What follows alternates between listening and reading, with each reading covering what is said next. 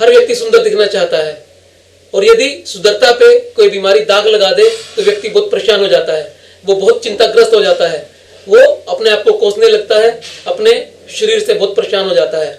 और ऐसी एक बीमारी होती है एक्ने यानी मुहांसे, जो मनुष्य को स्पेशली युवाओं को बहुत परेशान करती है।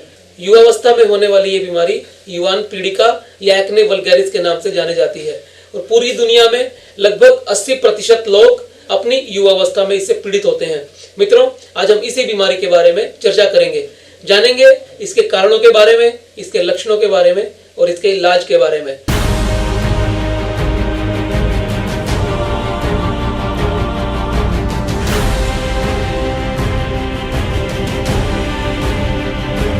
युवावस्था के अंदर हमारे चेहरे पर फुंसियां निकल जाती हैं, जिन्हें एक्ने या युवान पीड़िका कहा जाता है।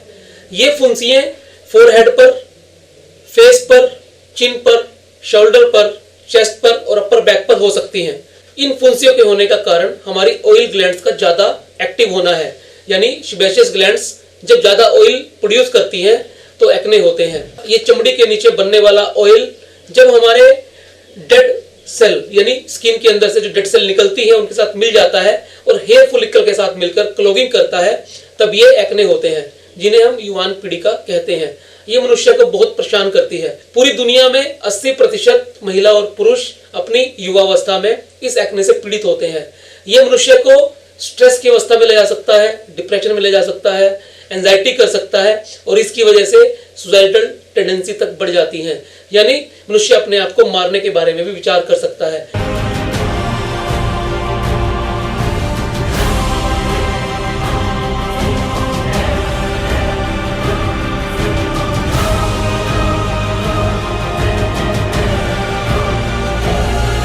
एक्ने के मुख्यतः 4 कारण होते हैं। सबसे पहला कारण होता है हाइपर एक्टिविटी ऑफ एंड्रोजन्स। महिला और पुरुषों में जब युवावस्था शुरू होती है, जब वो प्यूबर्टी के स्टेज में आते हैं, जब वो युवावस्था को प्राप्त करते हैं तो उनके अंदर एंड्रोजन बनने शुरू होते हैं।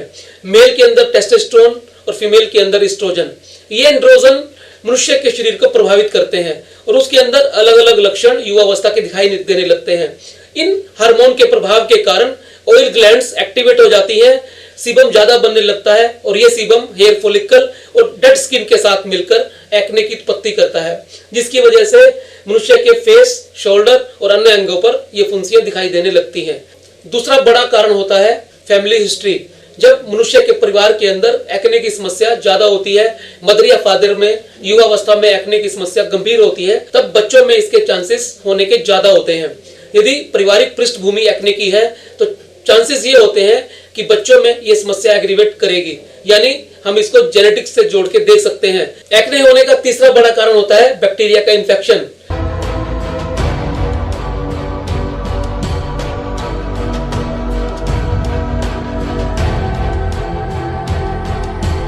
यदि ऑयल प्रोडक्शन के साथ साथ एनवायरनमेंट के बैक्टीरिया मनुष्य को प्रभावित करते हैं तो एक्ने की समस्या एग्रीवेट हो सकती है, ये भयंकर रूप ले सकती है और बैक्टीरिया के इन्फेक्शन के कारण आपके चेहरे पर और अन्य स्थानों पर ये फुंसियां बड़े हुए रूप में दिखाई दे सकती हैं, जिसे सिस्टिक एक्ने भी कहा जाता है। और मित्रों, एक्ने के लिए उत्तरदायी चौथा बड़ा कारण है एक्सेसिव प्रोडक्शन ऑफ ऑयल।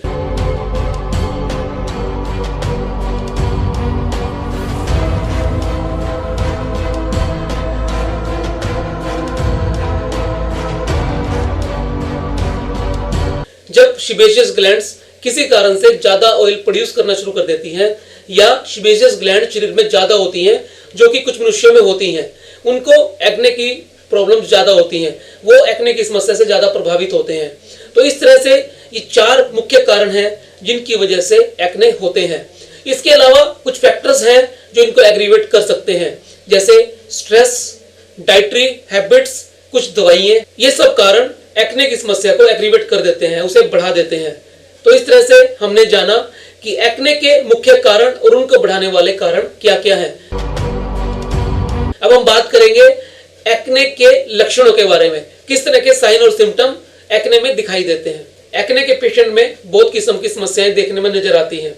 सबसे पहले ओपन पोर्स के रूप में ब्लैक हेड नजर आ सकते हैं, या ये क्लोज पोर के रूप में व्हाइट हेड नजर आ सकते हैं, या फिर small red and tender bumps के रूप में नजर आ सकते हैं, जिन्हें हम पेप्यूल्स कहते हैं, या फिर पिंपल के रूप में नजर आ सकते हैं, जिनमें पेप्यूल्स के साथ पस इंक्लूड हो जाती है। यानी जब पेप्यूल्स पस के साथ होते हैं तो उन्हें पिंपल्स कहा जाता है। और यदि स्किन के नीचे सॉलिड मास हो, टेंडर हो, पेनफुल हो, तो इसे नोड्यूल कहा जाता है। और यदि ये नोड्यूल्स पस के साथ एसोसिएटेड हो तो इसे सिस्टिक एक्ने कहा जाता है। इस तरह से ये 6 प्रकार के सिम्टम हमारे फेस पर या अन्य शरीर के अंगों पर, जहां पर स्पेशियस ग्लैंड ज्यादा होती हैं, नजर आते हैं। और इन पिंपल्स के बाद जब ये एग्रीवेट होते हैं और अपनी भयावह स्थिति में होते हैं तो ये स्कार का रूप भी ले लेते हैं। मित्रों, इस तरह से ये सिम्टम हमें एक्ने के पेशेंट में नजर आ सकते हैं। अब हम बात करेंगे एक्ने के मैनेजमेंट के बारे में। ट्रीटमेंट प्रोटोकॉल एक्ने का क्या होता है इसके बारे में। सबसे पहले हमें अपने लाइफस्टाइल के अंदर चेंजेस करने होंगे। यहाँ पर लाइफस्टाइल कहने का अर्थ यह है कि हमें अपने डाइट के अंदर चेंजेस करने होंगे।